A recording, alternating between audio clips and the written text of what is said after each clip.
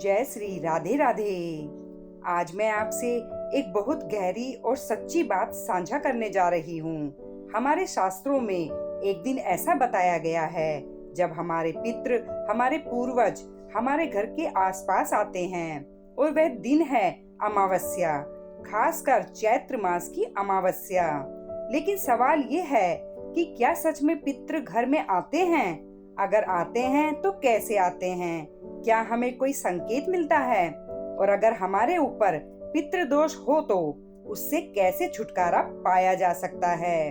इस वीडियो में मैं आपको सीधी और स्टिक बात बताने वाली हूँ। हम यहाँ कोई घुमा फिरा कर बात नहीं करते, कोई झूठी कहानी नहीं बताते।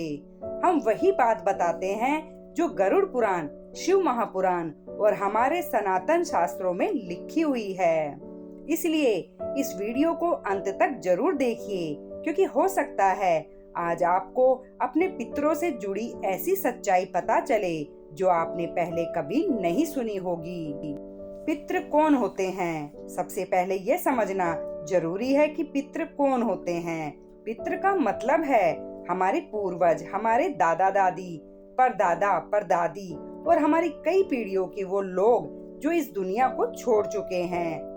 गरुड़ पुराण में लिखा है कि जब कोई व्यक्ति शरीर छोड़ता है तो उसकी आत्मा कुछ समय तक पितृलोक में रहती है और अमावस्या के दिन उन्हें यह अवसर मिलता है कि वे अपने परिवार को देखने आ सके।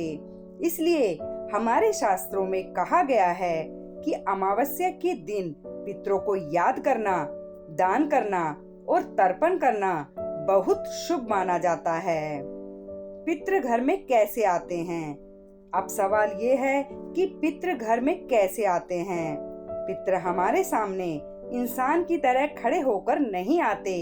गरुड़ पुराण में बताया गया है कि वे सूक्ष्म रूप में आते हैं। कभी कभी वे कौवे के रूप में, किसी पक्षी के रूप में या सपनों के माध्यम से अपने परिवार को संकेत देते हैं। इसलिए हमारे बुजुर्ग हमेशा कहते थे कि अगर अमावस्या के दिन कौवा अगर आकर खाना खा ले तो समझो पितरों को तृप्ति मिली है। पितृ आने के 5 संकेत। अब मैं आपको 5 ऐसे संकेत बताने जा रही हूँ जो शास्त्रों में बताए गए हैं। नंबर 1, सपने में पूर्वज दिखाई देना। अगर अमावस्या के आसपास आपको अपने दादा दादी या किसी पूर्वज का सपना आए तो यह पितरों का संकेत माना जाता है। नंबर 2, अचानक घर के आसपास कौवा आना और कौवा पितरों का प्रतीक माना गया है। नंबर 3, बिना कारण मन भारी होना। कभी कभी पितरों की उपस्थिति में मन अचानक भावुक हो जाता है। नंबर 4, दीपक का तेज जलना। अगर पूजा का दीपक अचानक तेज जलने लगे तो इसे शुभ संकेत माना जाता है। नंबर 5, पुराने लोगों की याद आना।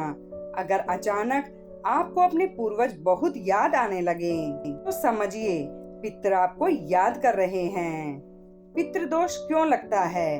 अब एक बहुत महत्वपूर्ण बात, बहुत लोग पूछते हैं कि पितृदोष क्यों लगता है।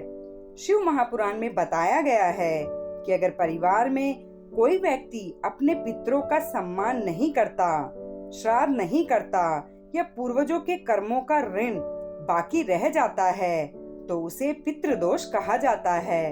इसके कारण जीवन में कई परेशानियां आ सकती हैं, जैसे घर में आर्थिक समस्या, काम में रुकावट, शादी में देरी या बार बार संघर्ष।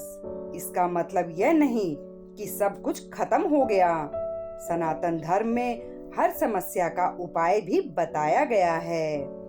पितृदोष का सरल उपाय। अब मैं आपको बहुत सरल उपाय बता रही हूँ। उपाय नंबर 1, अमावस्या के दिन सुबह स्नान करके पीपल के पेड़ के नीचे दीपक जलाएं। उपाय नंबर 2, थोड़ा सा खाना बनाकर कौवे और गाय को जरूर खिलाएं। नंबर 3, अपने पितरों के नाम से दान करें, जैसे अन्न, कपड़ा या फल। नंबर 4, शाम को भगवान शिव के सामने बैठकर यह प्रार्थना करें हे भगवान, हमारे पितरों को शांति दे और हमें उनका आशीर्वाद मिले। यह बहुत सरल उपाय है, लेकिन इसका प्रभाव बहुत गहरा होता है। हमारे पितृ ही हमारी जड़ हैं। अगर पेड़ की जड़ मजबूत हो तो पेड़ हमेशा हरा भरा रहता है। उसी तरह अगर हमारे पितृ प्रसन्न हो तो घर में सुख शांति और समृद्धि बनी रहती है। इस चैत्र अमावस्या पर अपने पितरों को जरूर याद कीजिए। उनके लिए एक दीपक जलाइए और दिल से प्रार्थना कीजिए। और अगर आप अपने पितरों का सम्मान करते हैं तो कमेंट में जरूर लिखिए। पितृ देवता की कृपा बनी रहे। और अगर आपको यह सच्ची और सरल जानकारी अच्छी लगी हो तो वीडियो को लाइक जरूर करें और चैनल को सब्सक्राइब करना ना भूलें, क्योंकि इस चैनल पर हम हमेशा सीधी, सच्ची और शास्त्रों में लिखी हुई बातें ही बताते हैं। कोई झूठ नहीं, कोई डराने वाली बातें नहीं, सिर्फ गरुड़ पुराण, शिव महापुराण और सनातन धर्म की सच्ची बातें। जय श्री राम, जय पितृदेव।